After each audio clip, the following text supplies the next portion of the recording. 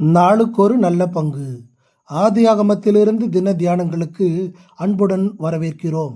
இன்றைக்கான வேத பகுதி ஆதியாகமம் 25வது அதிகாரம் வசனங்கள் 1 முதல் 18 வரை. சகல மக்களுக்கும் ஆசீர்வாதம். ஆபிரகாம் உயிரோடு இருந்த ஆயுசு நாட்கள் 175 வருஷம். பிற்பாடு ஆபிரகாம் நல்ல நரை வயதிலும் முதிர்ந்த பூரண ஆயுசிலும் பிராணன் போய் மரித்து தன் ஜனத்தாரோடு சேர்க்கப்பட்டான். வசனம் 7-8. இந்த அதிகாரம் ஆபிரகாமினால் ஆசீர்வாதம் பெற்ற 3 குடும்பங்களை பற்றி பேசுகிறது. கேத்துராள் வசனம் 1-4 வரைக்கும், ஆகார் வசனம் 12-17 மற்றும் சாராளுக்கு பிறந்த ஈசாக்கு வசனம் 19 முதல் 34 வரை. இவர்களில் ஈசாக்கே நம் கவனத்தை ஈர்க்கிற மைய கதாபாத்திரம். இவனே ஆபிரகாமின் சுதந்திரவாளி.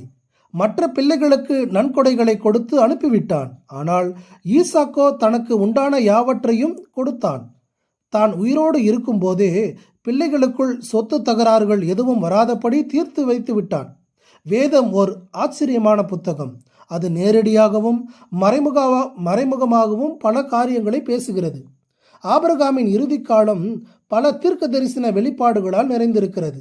அதிகாரம் 21 நேசகுமாரனாகிய ஈசாக்கின் பிறப்பு, அதிகாரம் 22 கிறிஸ்துவின் மரணம் மற்றும் உயிர்த்தெழுதலுக்கு ஒப்பான ஈசாக்கை பலியிட சென்ற செயல், அதிகாரம் 23 யூதர்களின் அவிசுவாசத்துக்கு அடையாளமான சாராளின் மரணம், அதிகாரம் 24 திருச்சபைக்கு அடையாளமான ரெபெக்காளின் திருமணம், அதிகாரம் 25 1000 ஆண்டு அரசாட்சியில் கிறிஸ்துவுடன் கூட யூதர்களும் புறவினத்தாரும் சபையும் ஆசீர்வாதம் அடைதலுக்கு ஒப்பான ஆபிரகாமின் பிள்ளைகளை பற்றிய விவரங்கள்.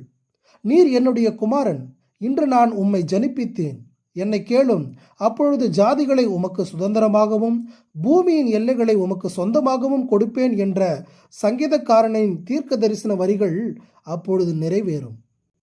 ஆபிரகாம் பூரண ஆயுசில் நிறைவான வாழ்க்கை வாழ்ந்து மரித்தான். வேதத்தில் சிலருடைய மரணத்தில் மட்டுமே பயன்படுத்தப்பட்டுள்ள வார்த்தைகளில் ஒன்று பூரண ஆயுசு. ஆபிரகாமுக்கு அது 175, ஈசாக்குக்கு அது 180.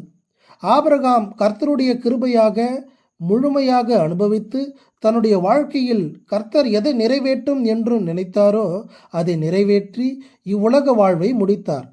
எத்தனை ஆண்டுகள் வாழ்ந்தார்கள் என்பது முக்கியமல்ல, அவர்கள் கர்த்தருடைய சித்தத்தை நிறைவேற்றி முடித்தார்களா என்பதே முக்கியம்.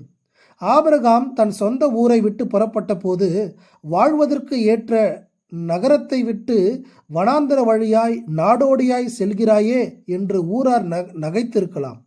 மந்தைகளுக்கான இடத்தை தெரிந்து கொள்ளும் வாய்ப்பை முதலில் லோத்துவுக்கு வழங்கிய போதும், சோதோமின் ராஜா வழங்கிய பொருளாதார வாய்ப்பை நிராகரித்த போதும் இவன் பிழைக்க தெரியாத மனிதன் என்று மக்கள் பேசியிருக்கலாம். ஏத்தின் புத்திரர் இலவசமாக கல்லறையை கொடுக்க முன்வந்த போதும் பணம் கொடுத்துதான் வாங்குவேன் என்று உறுதியாய் நின்றது அந்த மக்களுக்கே திகைப்பை உண்டாக்கியிருக்கலாம். ஆம், ஒவ்வொரு முறையும் தனக்கான வாய்ப்பாக ஆபிரகாம் கர்த்தரையே தெரிந்தெடுத்தான். அவன் கிறிஸ்துவுக்குள் ஒரு நிறைவான வாழ்க்கை வாழ்ந்து இதற்கு முன்னர் கர்த்தரை விசுவாசித்தவர்கள் எந்த இடத்துக்கு சென்றார்களோ அந்த மக்களோடு தன்னுடைய மரணத்தின் வாயிலாக சேர்க்கப்பட்டான். கிறிஸ்து நமக்கு பரிபூர்ண ஜீவன் கொடுத்திருக்கிறபடியால், பிதாவே, நாங்களும் உம்முடைய சகல பரிபூர்ணத்தினாலும் நிரப்பப்பட்ட வாழ்க்கை வாழ உதவி செய்வீராக. ஆமேன்.